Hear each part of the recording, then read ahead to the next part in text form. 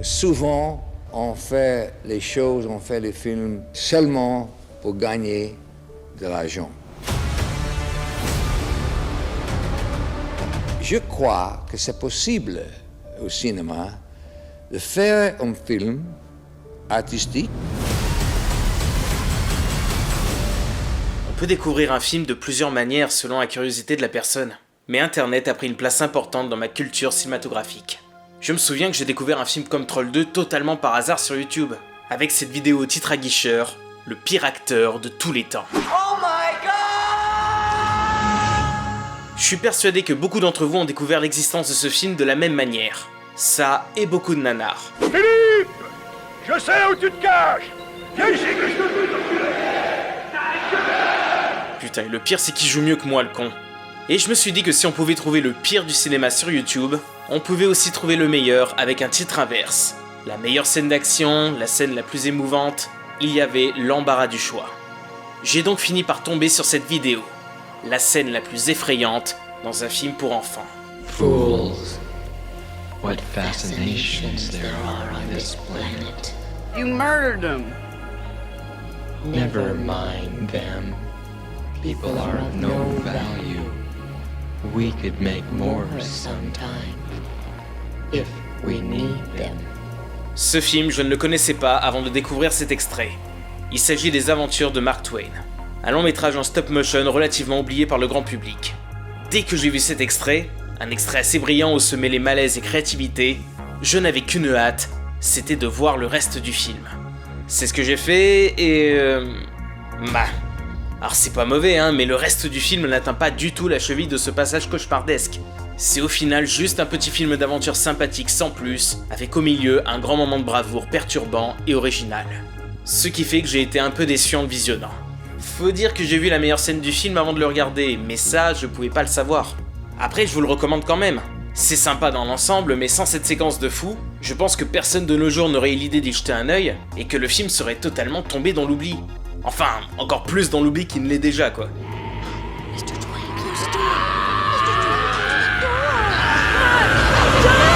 Mais je me suis rendu compte que le stop motion était un outil formidable pour réaliser des visuels hors normes et magnifiques. Alors pourquoi on en a si peu jusqu'à maintenant ? Si vous suivez ma chaîne depuis un moment, vous savez que j'aime beaucoup les films d'animation qui sortent un peu des sentiers battus. Mais là, on va franchir une autre étape encore. Dans le domaine du stop motion, on peut citer 3 types. Le cut-out qui consiste à animer avec du papier découpé, comme dans La Planète Sauvage ou Les Aventures du Prince Ahmed que j'ai déjà abordé sur la chaîne.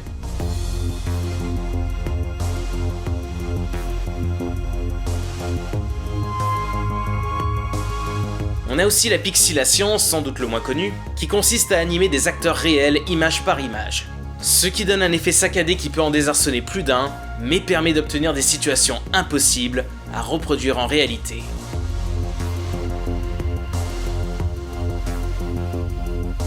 Mais le plus connu est sans doute la Claymotion, où cette fois-ci on anime avec de la pâte à modeler.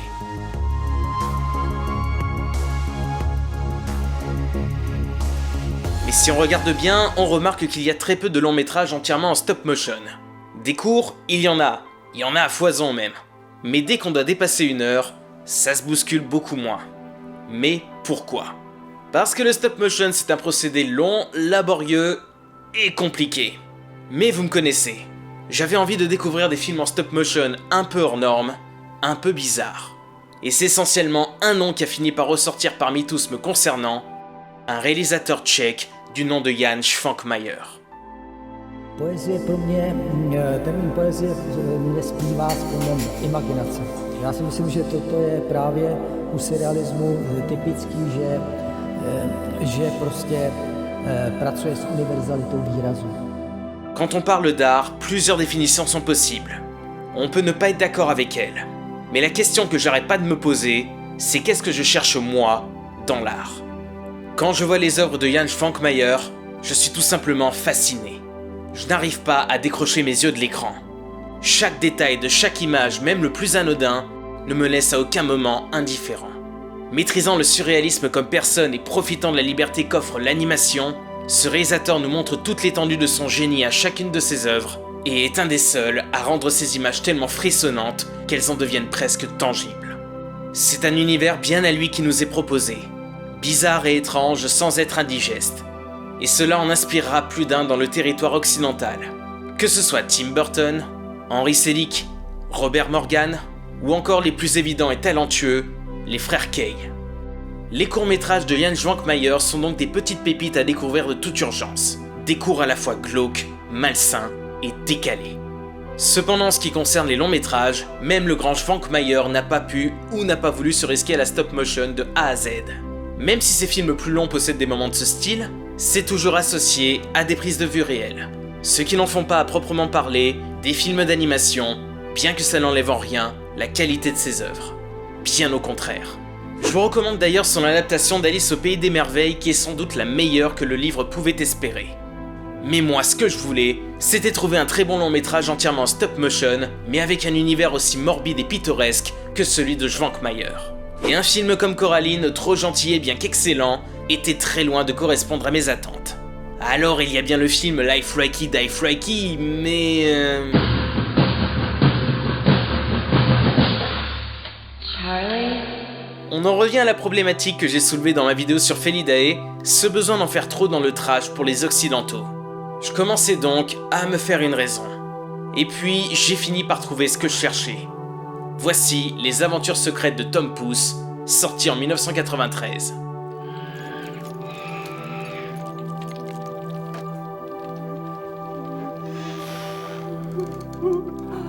Dans une maison qui semble insalubre, une femme donne naissance à un petit garçon qui tient facilement dans la paume de son père. Il lui donne le nom de Tom Pouce. Malheureusement, des hommes en noir le kidnappent et l'emmènent dans un laboratoire. Ce laboratoire contient toutes sortes de créatures. Certaines parties de ces créatures sont même maintenues en vie pour des expériences étranges. Tom réussit à s'enfuir et va faire la rencontre d'autres personnes minuscules comme lui qui détestent les géants. Les Aventures secrètes de Tom Pouce est un film bien particulier qui ne plaira pas à tout le monde. S'inspirant librement d'un conte britannique assez connu qui personnellement me laisse assez indifférent, le long métrage nous embarque dans une atmosphère sombre et fascinante à chaque image. Visuellement, je trouve ce long métrage assez unique, même si on peut percevoir les influences. Notamment Jeunet et Caro pour les personnages physiquement marqués, les frères Kay pour l'ambiance sombre, et bien entendu Švankmajer pour l'aspect surréaliste. C'est tout un mélange cohérent et homogène qui fait que le studio qui a créé ce film a pu exister. Bowlegs Brothers, fondé par le réalisateur du film Dave Borwick et Dave Alex Ridet. Je vous conseille les œuvres qu'ils ont produites. Elles ne sont certes pas aussi connues que ceux des studios Hartman, mais elles sont toutes dans ce style décalé et aucune ne m'a laissé indifférent. Que ce soit des clips musicaux, des publicités ou bien sûr des cours. Mais là, en regardant les images de Tom Pouce, vous allez sans doute me dire que c'est la même chose que les longs métrages de Švankmajer, c'est-à-dire un mélange entre animation et prise de vue réelle. Sauf que non. Le film utilise deux méthodes de stop motion, la claymotion pour les créatures et la pixelation pour les humains.